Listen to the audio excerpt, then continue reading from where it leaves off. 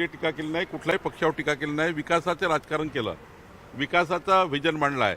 त्यामुळे माझी एकनाथजी आहेत, अजितदादा आहे, आम्ही सर्व या सर्वांना आमची विनंती राहील, सर्वांनी समन्वय करून मित्र पक्षामध्ये मात्र मनभेद करू नका, एवढीच विनंती आहे. अजितदादांनी सुरुवात केली, आता भाजप त्याचं प्रत्युत्तर देणार का? पुन्हा वारंवार भाजप नाही, आम्ही त्या भानगडीत पडणार नाही. आम्ही मित्र पक्षामध्ये मोठ्या भावाच्या रूपामध्ये आहोत, त्यामुळं आम्ही कुठले उत्तर देणे, काही टीका टिप्पणी करणार नाही. पण अजितदादाला माझी विनंती आहे किंवा सर्वांनाच माझी विनंती आहे, मित्र पक्षातल्या सर्व पक्षांना, की आपसामध्ये समन्वय, मतभेद आणि मनभेद हे होणार नाही याची काळजी घेतली पाहिजे. सोलापूरमध्ये एका मनसैनिकाची काल हत्या झाली. भाजपच्या प्रभाग 2च्या तिथल्या जे नगरसेवक उमेदवार आहेत त्यांच्यावरही गुन्हा या प्रकरणी दाखल. नाही, ठीक आहे, जर तिथे काही स्थानिक वाद झाला असेल आणि तिथे जर घटना घडली असेल तर पोलीस त्याचा तपास करतील आणि पोलीस त्याच्यावर कारवाई करतील. भाजपचा राव की काँग्रेसचा राव, गुन्हा आहे आणि गुन्हा करू नये. भाजपच्याही कार्यकर्त्यांनी कुठले गुन्हे करू नये, गुन्हे मान्य नाही आहे. त्यामुळं मला असं वाटतं की जे काही झालं असेल त्याच्यामध्ये पोलिसांनी प्रचंड कडक कारवाई केली पाहिजे. गडचिरोलीमध्ये कोणी संजय राऊतांचा सल्ला या ठिकाणी त्यांनी उद्धवजीला दिला होता. उद्धवजीची काही फसगत झाली, उद्धवजीची जे काही महाराष्ट्रात स्थिती झाली, त्याला जबाबदार जे लोक आहेत त्यांना अजितदादांना सल्ला द्यायची गरज नाही आणि अजितदादा काही त्यांचा सल्ला घेणार नाही असं दिसतं मला. तुम्ही आज चंद्रपूरच्या दौऱ्यावर आहात. चंद्रपुरात जवळपास 17 जणांना उमेदवारीच दिली नाही पक्षाने ठरवू नये.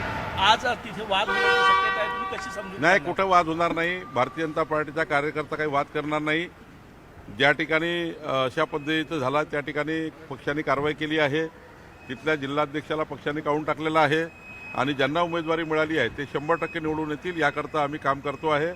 मी स्वतः सुधीरभाऊ मुनगंटीवार, मान्य जोरगेवारजी, मदन येरावारजी, चैनसुख संचयजी, अशोक नेतेजी, आम्ही सर्व बसणार आहोत आणि आता निवडणुकीच्या मोडमध्ये आम्ही गेलेलो आहोत. तिकिटाचा विषय संपलेला आहे आणि आम्ही 100% 51% मतं घेऊन जिंकू. गडचिरोलीमध्ये एका 9 महिन्याची गर्भवती मातेचा मृत्यू झालाय. 6 किलोमीटर तिला प्रसूतीसाठी जाण्यासाठी पायी चालावं लागलं. बाळही दगावला आणि माता मृत्यू झालेला आहे. दुर्दैवी घटना आहे. दुर्दैवी घटना आहे. मी जिल्हाधिकाऱ्यांशी आता चर्चा करेल आणि या घटनेबद्दलची माहिती पूर्ण घेईल आणि काय नेमकं घडलं आहे याबद्दलची चर्चा करेल. सर, हे सांगा, बिनविरोध जे लोक निवडून आलेले आहेत त्या संदर्भामध्ये निवडणूक आयोग चौकशी करणार आहे. या लोकांवरती किंवा तिच्या अधिकाऱ्यांवरती काही प्रेशर होतं का आणि कोणाला मागे घ्यायला लावलं का, त्या संदर्भात चौकशी होणार? बिनविरोध आलेले आहे. खुशाल चौकशी केली पाहिजे. आमची मागणी आहे की याबद्दल चौकशी केली पाहिजे. मला 100% माहिती आहे. जे काही अनौपचारिक आमचे उमेदवार निवडून आलेले आहेत, जवळपास 45 उमेदवार निवडून आले आहेत. एकनाथजीचे आले आहेत, राष्ट्रवादीचे आहेत, पक्ष वगैरे आहेत. हे सर्व तिथल्या स्थानिक विषयामध्ये त्या ठिकाणी इतर उमेदवारांनी त्यांना समर्थन दिलं आणि मॅक्झिमम महायुतीचे काय आले तर जनतेला किंवा जे आमच्या विरुद्ध उभे राहिले त्यांना कळलं आहे की महायुतीचा उमेदवार निवडून आला तर विकासाचं राजकारण होईल. डबल इंजिन सरकारच्या माध्यमातून आमचे जे नगरसेवक निवडून आले ते विकास त्या ठिकाणी आणतील आणि जे काही आमचा संकल्प विकासाचा केला ते पूर्ण करतील. म्हणून त्या ठिकाणी अनौपचारिक आलेले आहे. कुठल्याही दबावाने हे काही असं राज्य नाही आहे महाराष्ट्र की कोणी कोणावर दबाव टाकेल, कोणी कोणावर प्रेशर टाकेल, कोणी उमेदवारी वापस देईल असं नाही आहे.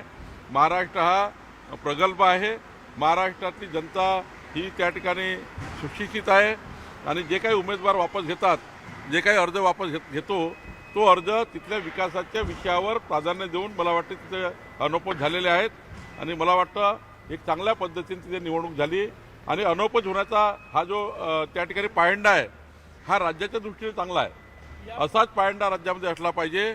फार निवडणुका न होता या ठिकाणी अनौपचारिक झालं तर त्या ठिकाणी मोठ्या प्रमाणावर विकासाला नवीन चालना मिळतं.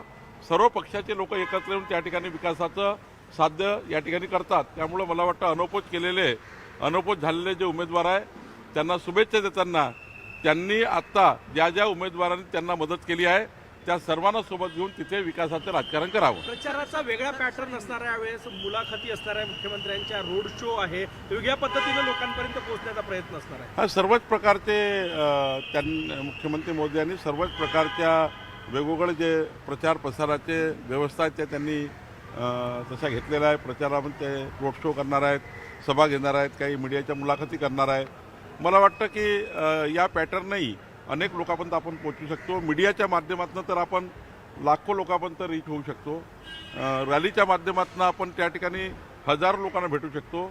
सभेच्या माध्यमातून काही ठराविकच लोक सभेमध्ये येतात, पण रोड रॅली केली तर रॅलीच्या माध्यमातून जनतेला परस्पर भेटता येतं आणि मीडियाच्या माध्यमातून आपल्याला माहिती आहे की घरापर्यंत पोहोचता येतं. सर बीजेपी किस मुद्दे पर चुनाव लड़ेगी? विकास के मुद्दे पर चुनाव लड़ेगी. विकसित महाराष्ट्र का संकल्प देवेंद्र जी ने किया है, उस संकल्प पे चुनाव लड़ेगी और विकसित महाराष्ट्र के साथ महानगर पालिका और नागरिक क्षेत्र ये भी विकसित होने का एजेंडा हमारे देवेंद्र जी और हमारी मोदी जी की सरकार ने बनाया है. तो डबल इंजन सरकार ही हमारे महाराष्ट्र का विकास कर सकती है. यही मुद्दा एजेंडा है, ये एक मुख्य एजेंडा है. बंडखोरी बार बार विदेश जाते हैं, इंडिया छोड़ के का कांग्रेस खत्म हो रही है, ऐसे नहीं लगता आपको? राहुल गांधी विदेश क्यों जाते हैं, ये आपको उनकी मुलाकात लेके पूछना पड़ेगा. भाऊ काय सांगा, नागपूरमध्ये बंडखोरी मोठ्या प्रमाणात आहे. काल किसन गावंडे नावाच्या तुमच्या उमेदवाराला लोकांनी बंद करून ठेवलं. बंडखोरी संदर्भात काय? दोन चार ठिकाणी आता राहिलेलं आहे. 4च ठिकाणी बंडखोरी आता राहिलेली आहे. अपक्ष लोक लढलेले आहेत, त्यांनाही आम्ही शेवटपर्यंत समजवू आणि शेवटपर्यंत त्यांची उमेदवारी आम्हाला कसं त्या ठिकाणी समर्थन मिळेल याची आम्ही काळजी घेऊ. 4च आता उमेदवार असे आहेत जे आमच्या पक्षाचे अपक्ष उभे आहेत, त्यांना शेवटपर्यंत आम्ही समजावू. Thank you sir.